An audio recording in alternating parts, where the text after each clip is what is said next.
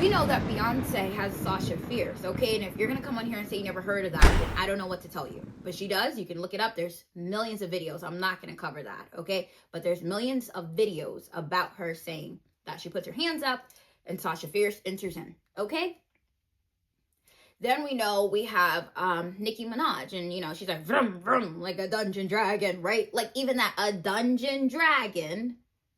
Guys, we have to stop like bopping our head and singing and dancing to songs where it sounds crazy, like because we're not thinking, and that's the thing. So I'm super like I'm having grace towards you guys and mercy because I once was there, right there in the club and the parties dancing to the same song, and but it's like we have to get to a place now where we're like, hey, something's not adding up. What do you mean like a dungeon dragon?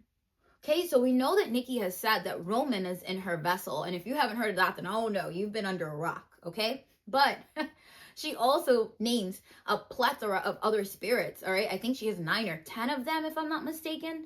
So perhaps some, all right, of these artists carry more than one of these evil entities. So in verse 2, I believe that that's the other spirit that he carries, and that's why he says he loves the second verse, because you're the homie that pack. So it's kind of like he's 2 in 1, because he has a female spirit inside of him, an evil, okay, female spirit, and an evil male spirit.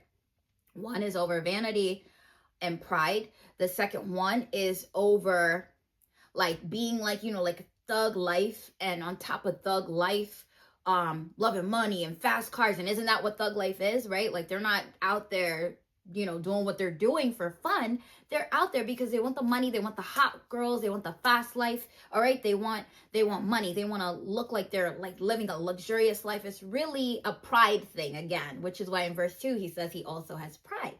So can you imagine these two entities now link up and they're inside his vessel, and he says that that's a homie, all right, that packs, burner like a stove top, so he's packing, okay, that love, and I can't say too much, it's YouTube, okay, that love cooking from scratch, okay? Use your imagination. I love what the both of you have to offer. Okay? So who are you? Who are they?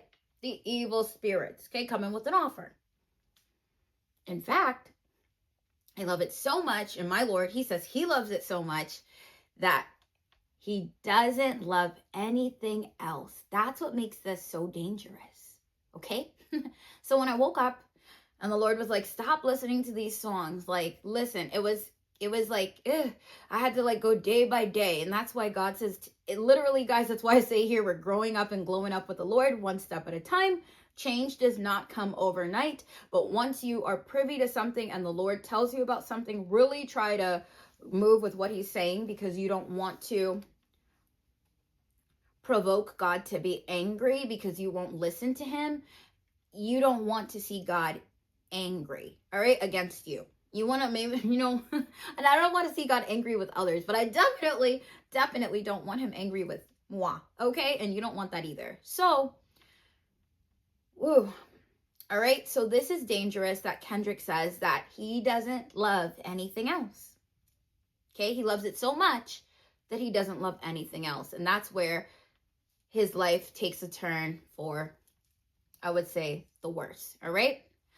Then he says, but what love got to do with it when I don't love myself, all right? So the spirits were talking before, and that's why they said, what does love got to do with it when you don't love yourself? Because they're like, we know you don't love you because you allow for us to be in your vessel, okay? But now he's talking. This third verse is Kendrick, okay? Mercy, my Lord. And now Kendrick gets to speak, and he has a voice. And again, remember, this is still very early on in his career. Like, this is like his main like big album, okay? But before this, I think it was a mixtape, if I'm not mistaken. I will add that in the link, or not the link, but I'm gonna like add the information below, okay? So read below. But just know that this is still very like young in his career. This is kind of like sophomore work, all right? And so he still has like a certain period of time to make a decision, all right? And who knows, perhaps on this song is when he made the decision, okay? But I just remember this whole album, my Lord, Good Kid, Mad City, being like, like, I don't know, just, woo. it had so much going on. It was a lot of heart in there, but it was a lot of street in there. It was a lot of like hard life experiences. It was just a lot, okay? But it was all put together, and then also was like a controversy of like being baptized, being covered by the blood of Jesus or not getting baptized. So I believe that he was battling, and like I'm saying, maybe at the time of making this song, he had a decision to make. And we see where he went, because he says, in fact, I love it so much, I don't love anything else. But what love got to do with it when I don't love myself? All right, so that's not me, but that's Kendrick saying that he does not love himself. So it really doesn't matter. Okay, so he's just gonna stay like this and take the offer from what they were both offering him, Spirit 1 and 2. All right, because what does love got to do with it? Because he doesn't love himself. All right. To the point, I should hate everything I do love. So now it's like, oh my gosh, he's going to allow these spirits to overtake him. And whatever he loved, it's like done. Okay, to the point, I should hate everything I do love. So now he's going to go against his own morals, and he's going to flip the switch, all right, for success, for plan B. So now he says, should I hate living my life inside the club? Should I hate her for watching me for that reason? Should I hate him for telling me that I'm seasoned? Should I hate them for telling me ball out? Should I hate street credibility? I'm talking about hating all money, power, respect in my will, or hating the fact that none of that ish make me real. And it goes at the end with the skit, Kenny Duckworth. All right, so now this is Kenny Duckworth talking, okay? Kenny, I ain't tripping off them dominoes anymore. Just calling. Think this is his father, okay? I remember the song now. I can hear it in my head. Sorry to hear what happened to your homeboy, but don't learn the hard way like I did, homie. Any and can kill a man that don't make you a real. Real is responsibility. Real is taking care of your family. Real is God. Okay? That's what he says.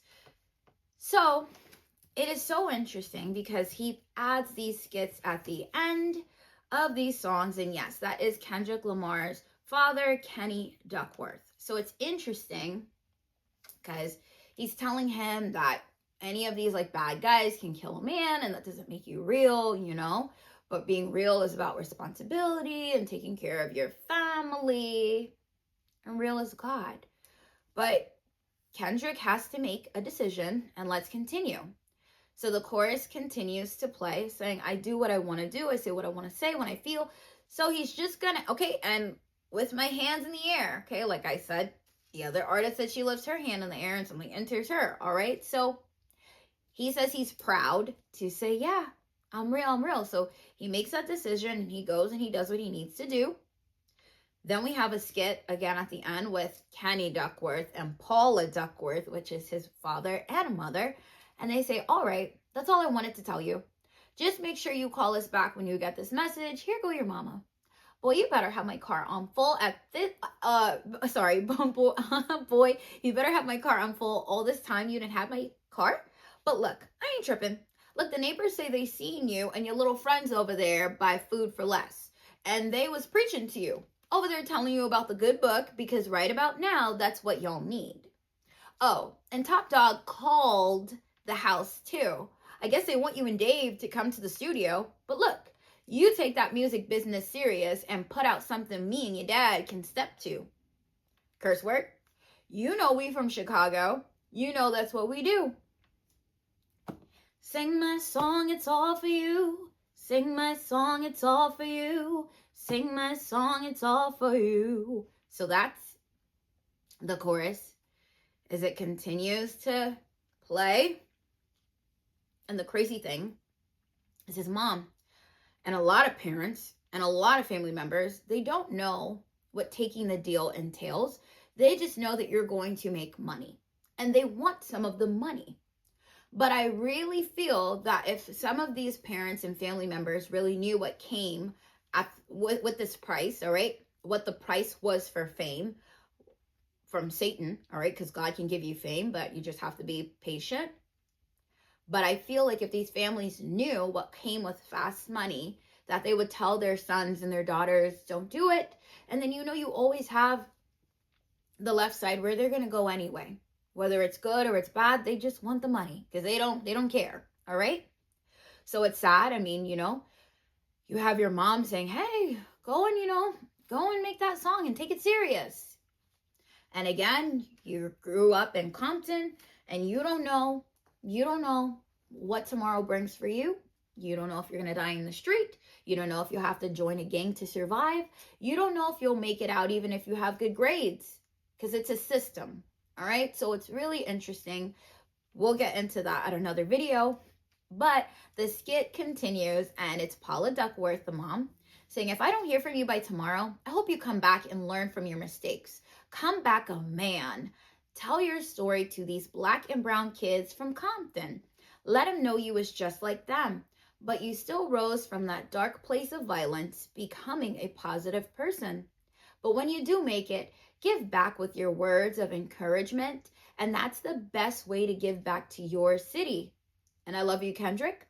If I don't hear you knocking on the door, you know where I usually leave the key. All right? Talk to you later. Bye. Then we hear the sounds of a cassette at the end, and it's being stopped and fast forwarded, and it's like, what? All right.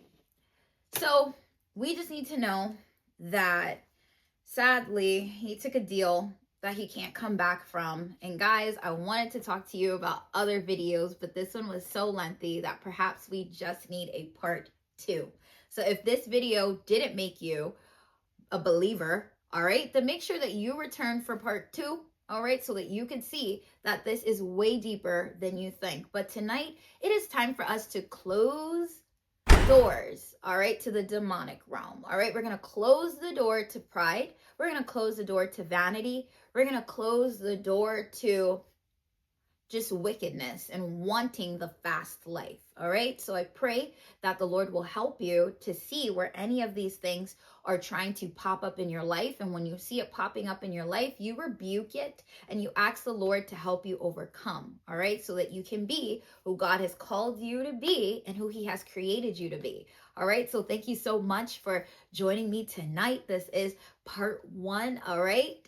To closing doors, hallelujah, to the demonic realm. Make sure that you are subscribed, okay? Make sure that you share this video with your family members and friends that need to see this so that they can see I'm not making this up. And you want to be here for part 2. So make sure you come on back. And guys, be blessed.